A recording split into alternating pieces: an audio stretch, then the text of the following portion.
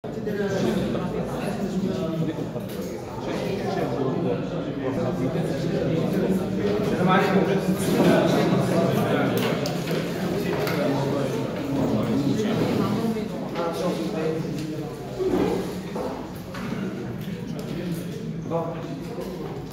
ça a été les vacances. Je vais jouir. Très bien. Il nous reste 6 petites semaines pour dire adieu à cette année universitaire. Aujourd'hui, on va continuer. On a vu la cessation du contrat de travail dû à l'employé. Si vous vous rappelez, on a parlé du congé de maternité. On a dit que la femme, l'employeur, ou plutôt le législateur, il s'adresse à la femme enceinte et à la femme en couche. C'est la même femme. Elle a un congé alors qu'elle est enceinte, elle a un congé en couche. D'accord, on a vu ça. 7 avant l'accouchement, 7 après, sinon avec complication, il aura 8 avant l'accouchement et 14 après. Aujourd'hui, on va voir d'autres cas où il y a cessation du contrat de travail dû à l'employé. C'est à cause de l'employé qu'on a suspendu provisoirement le contrat du travail. Il y a l'absence des athlètes. Un athlète, il peut s'absenter,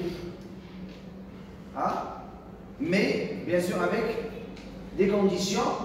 2 conditions doivent être remplies pour que l'athlète puisse s'absenter. Il faut que le stage s'inscrive dans le cadre de la participation à des compétitions internationales, comme le cas des championnats internationaux. Il faut que la convention provienne d'une autorité gouvernementale, c'est-à-dire, comme le cas de la Fédération royale marocaine du foot, n'importe quelle fédération. C'est-à-dire l'invitation ou la convocation doit émaner de ce genre d'instance. Ça marche. Il y a le service militaire, que tout le monde en parle maintenant. Si on vous invite d'aller passer quelques mois, vous allez être accueillis par les militaires. Et si vous avez déjà un poste, vous passez le service militaire et votre poste, il va vous attendre en attendant à ce que vous finissiez à ce stage. D'accord? Cette période d'absence, qui est une période qui est justifiée. D'accord? Il y a l'appel sous le drapeau. S'il y a une guerre, par exemple, déjà vous avez passé le service militaire, ça veut dire que vous savez comment manipuler une arme. Vous voyez, surtout les Kalachnikov. Et là, s'il y a appel sous le drapeau, on peut suspendre le contrat du travail. La suspension est justifiée. Il y a la grève.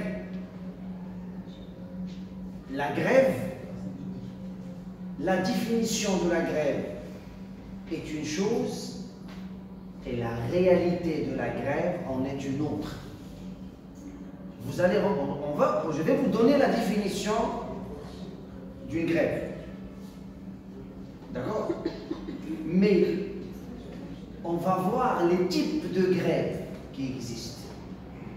Et ces types de grèves qui existent vont nous prouver que les dictionnaires ne donnent pas une définition exacte de la grève.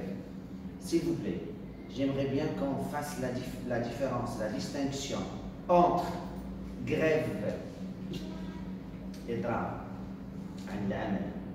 grève des employés, d'accord, et une manifestation.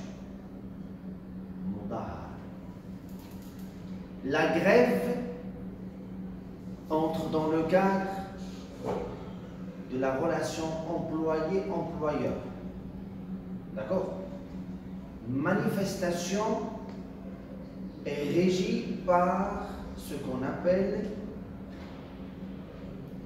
le droit des libertés publiques.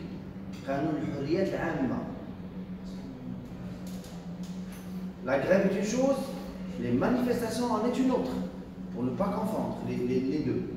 D'accord? Écoutez la définition d'une grève.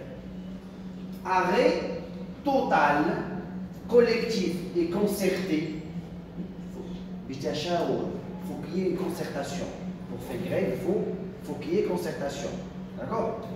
Du travail décidé par un groupement ou une collectivité de travailleurs pour faire aboutir des revendications professionnelles et directes de cet ensemble de salariés et s'exerçant en dehors des lieux du travail.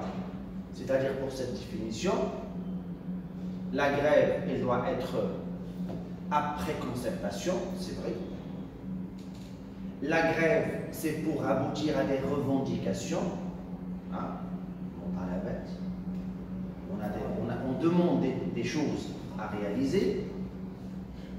Et la grève s'exerce en dehors des lieux du travail. Portable. Mademoiselle.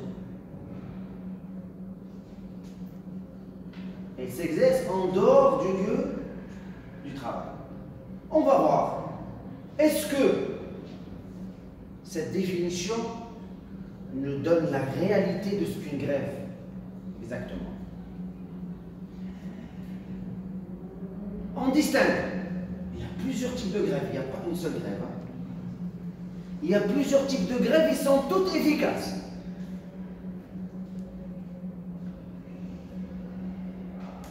La grève tournante. La grève tournante, dans laquelle les divers services d'une même entreprise interrompent le travail à tour de rôle. Ce n'est pas tous les services qui font grève en même temps. Non. Chaque fois, un service fait grève. D'accord? Département informatique, département comptabilité, département mécanique, département et plusieurs départements. RH et ainsi de suite. Ce n'est pas tous les services qui font grève en même temps. C'est ce qu'on appelle la grève tournante. D'accord? On a ce qu'on appelle la grève surprise. Une grève de courte durée. C'est pour déstabiliser le bon déroulement du travail. Elle est tantôt comme simple manifestation du mécontentement, tantôt comme un moyen de désorganiser la production. C'est vrai, quand on travaille, on s'arrête un moment, on va désorganiser la production. Elle a une autre appellation. Elle peut être qualifiée de grève de débraillage, c'est-à-dire une grève de courte durée. Une grève de débraillage, c'est-à-dire une grève d'une courte durée. L'essentiel, l'objectif c'est quoi? C'est de déstabiliser la production. D'accord? Parfois, on lance ce genre de grève pour lancer un message à l'employeur. On est mécontent. Et on reprend. C'est-à-dire, si on n'arrive pas à résoudre les problèmes, ou le problème, on peut aller plus loin. Ça marche. La grève perlée. La grève perlée, elle ne comporte pas d'interruption totale du travail, mais l'accomplissement de celui-ci se fait au ralenti ou dans de mauvaises conditions techniques. Au lieu de garder la même cadence de travail, non. C'est comme si on taquine l'employeur. Au lieu de produire 100 unités par jour, comme c'est le cas de façon dans les jours ordinaires, là, on produit 70. Au lieu de mettre en marche les 5 machines, on met en marche 3 machines. Ah. Les conditions techniques ne sont pas bonnes. Et le déroulement du travail il se fait au ralenti, tout doucement. D'accord? C'est ce qu'on appelle une grève perlée. La grève avec occupation des usines. Grève avec occupation des usines. Grève sur le tas. On dit un tas de choses. Beaucoup de choses. Grève, le tas, c'est quoi?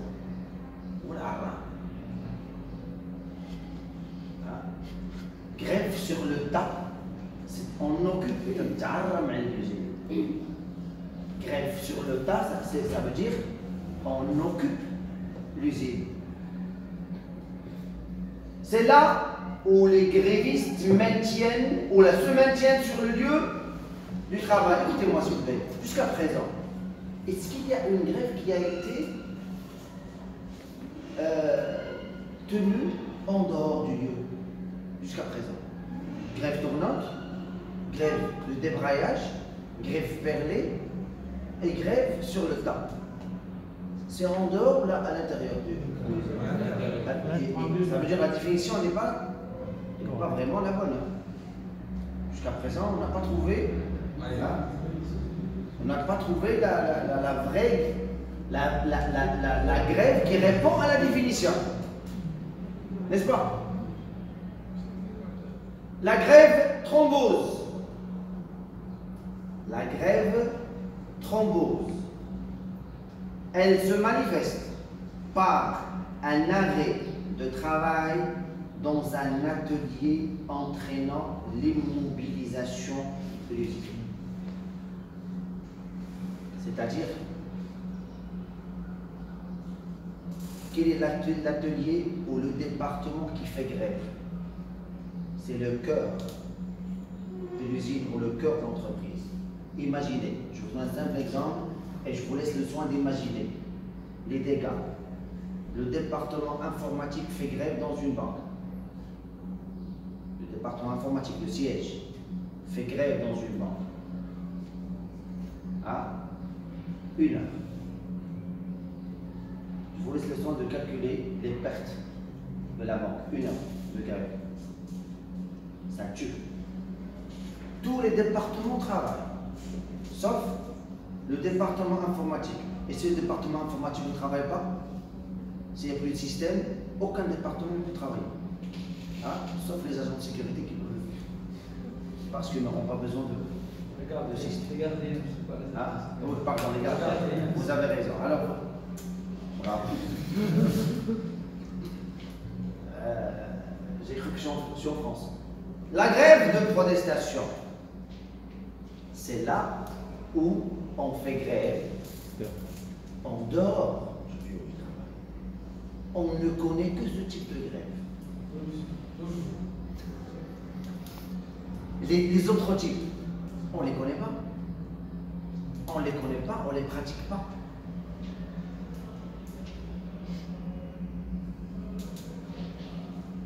D'accord? On ne les connaît pas et on ne les pratique pas. Mais la grève qu'on connaît, c'est la grève de protestation. Procédure. Bon, si vous lisez le code du travail, vous n'allez pas trouver de procédure pour faire une grève. C'est une lacune grave en droit du travail marocain. Il n'y a pas de procédure. Ce que je vais vous enseigner, c'est un projet qui n'a pas encore vu le jour. Il est toujours en gestation. Et le projet, il date de 2003. 2003-2004. Ça veut dire, ceux qui sont nés en 2004, ils ont déjà 15 ans maintenant. Ils sont en train d'étudier le droit de travail. Et le code est plutôt, et la procédure pour faire une grève, il n'a pas encore vu le jour. D'accord? C'est quoi cette procédure? Le projet, il parle de quoi? La grève ne peut être décidée que par la majorité des 2/3 de l'ensemble des salariés de l'établissement ou de l'entreprise et non de leur seul représentant délégué du personnel ou délégué syndicaux. C'est-à-dire, si on est 120 salariés, 80 salariés doivent être pour la grève. C'est les 2/3. Si les 80 ne sont pas d'accord, ça veut dire 75, il n'y aura pas de grève. Quand on dit les 2/3, on ne parle pas des délégués, du personnel, des représentants. J'ai l'occasion maintenant de vous donner la différence entre un délégué du personnel et un représentant syndical. D'accord? Il faut savoir faire la différence. Un délégué du personnel est celui qui retransmet les revendications individuelles. Je suis délégué du personnel, je retransmets la revendication du salarié X. D'accord? Le représentant syndical, il retransmet les revendications collectives. Il parle au nom de tous les salariés. Alors que le délégué du personnel, il parle au nom d'une personne. Il retransmet la revendication individuelle. Est-ce que c'est clair? Très bien. Alors, il faut les 2/3. Oui. Ouais, c'est ça. Le vote. Le vote doit même se dérouler sous le contrôle de l'agent de l'inspection du travail qui est chargé de recueillir tous les justificatifs attestant du résultat du scrutin. Ça veut dire, lors du vote, ceux qui sont pour et ceux qui sont contre la grève, il faut la présence de l'agent de l'inspection du travail qui va, bien sûr, assister au vote et prendre note. Est-ce que le vote s'est déroulé dans les bonnes conditions? D'accord? Bien sûr, au niveau national ou régional, la grève ne peut être décidée que par un syndicat représentatif à l'échelon national.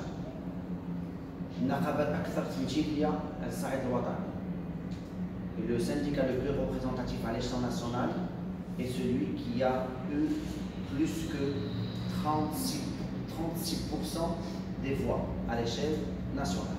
Et pour distinguer entre un syndicat représentatif à l'échelon national et un syndicat qui n'est pas représentatif, ce qui implique qu'il s'agira généralement d'une des centrales syndicales participant au dialogue social. Tous les syndicats qui participent au dialogue social font partie des syndicats les plus représentatifs à l'échelle nationale. C'est-à-dire si un syndicat qui n'est pas représentatif à l'échelle nationale demande la tenue d'une grève, la grève n'est pas légale. D'accord?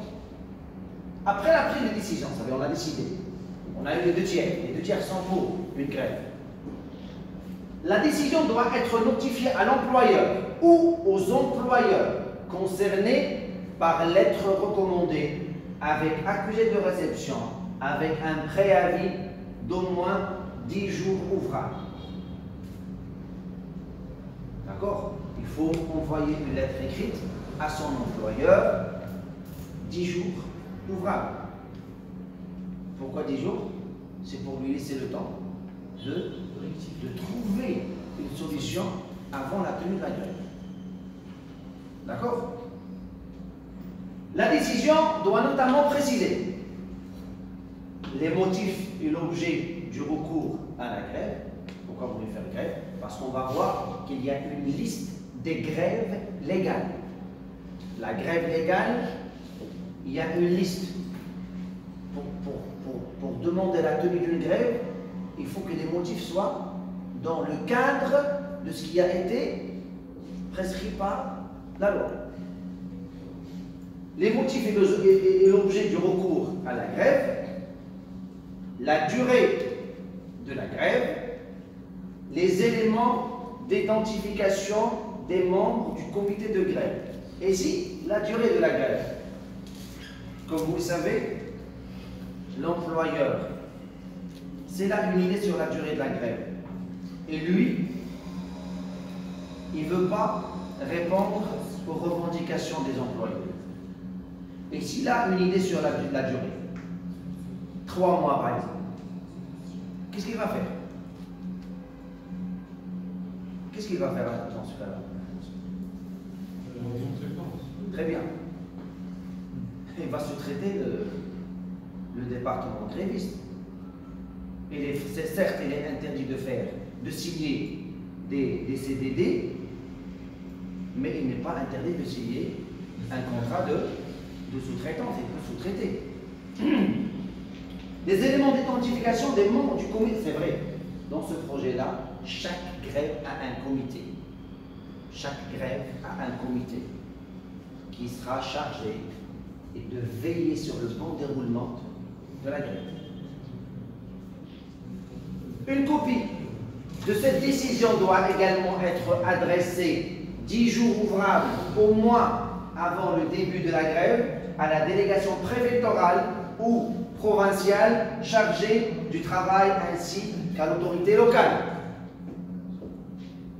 L'inspection, la délégation locale ou régionale doit être avisée de la tenue d'une grève ainsi que les autorités locales. Parce que, pourquoi on intègre les autorités locales? Parce qu'une grève, elle peut avoir des effets négatifs sur l'ordre public. Et les autorités locales doivent être avisées, doivent être là pour empêcher tout débordement. Le comité de grève, elle doit être désignée par les travailleurs du lieu du travail affecté par le conflit. Ce sont des travailleurs déjà. C'est comme une police de la grève. Une police qui se compose des travailleurs. Tâche principale, cet organe est tenu de garantir la prestation des services indispensables pour la sécurité des personnes, le maintien des locaux et des machines, si on regarde ces postes, il faut qu'on trouve les machines intactes. On ne doit pas bousiller les machines et les locaux. Toute autre prestation nécessaire pour la reprise ultérieure du travail. Ce sont les tâches, bien sûr, attribuées au comité de grève. Qu'est-ce qui est important là, vous avez vu? Le chef d'entreprise est en droit de sous-traiter tout ou partie de son activité par une autre entreprise. Je ne vais pas cesser de le répéter. Certes, on a droit à faire grève, mais on n'est pas à l'abri d'être remplacé par une société de sous-traitance. C'est-à-dire, avant de faire la grève, essayez de trouver une solution avec votre employeur. Subtil. Oui. Oui.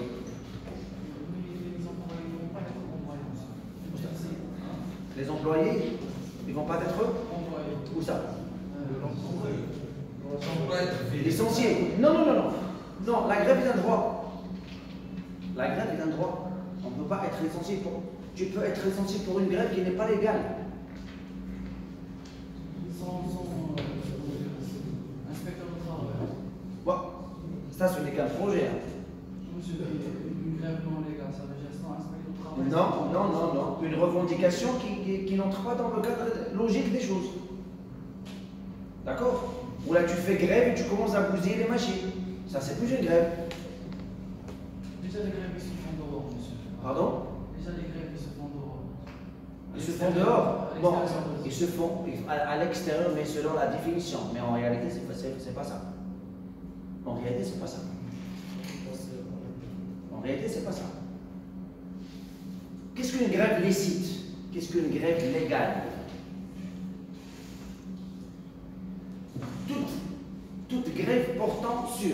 toute grève portant sur la demande d'augmentation des salaires, la grève est légale.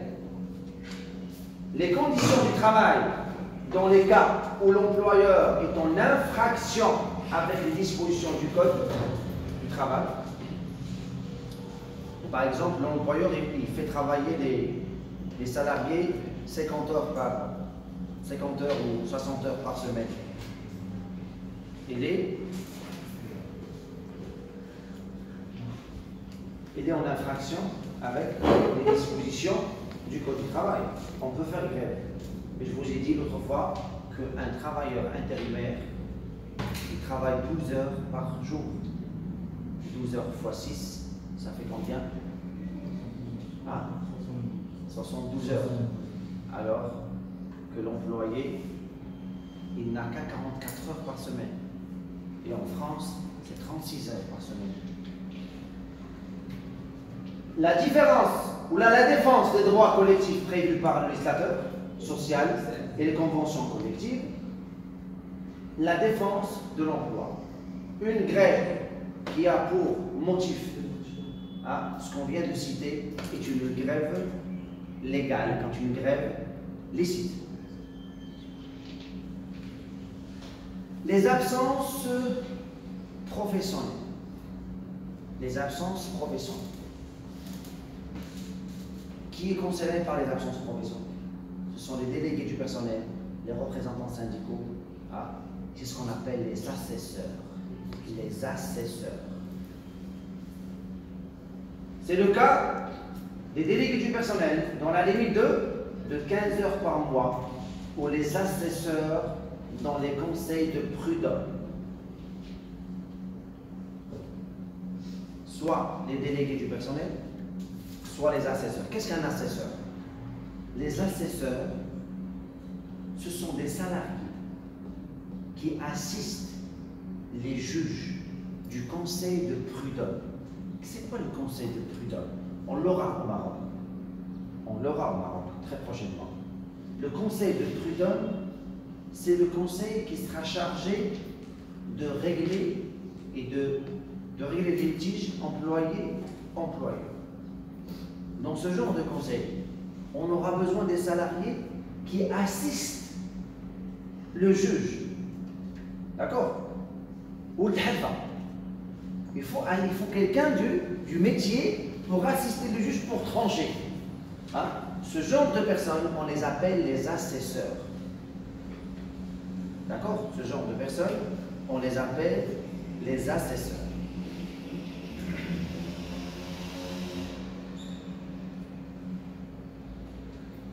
Est-ce que c'est clair? Est-ce que vous avez des questions? Vous avez des questions? C'est bon? Monsieur, on arrête.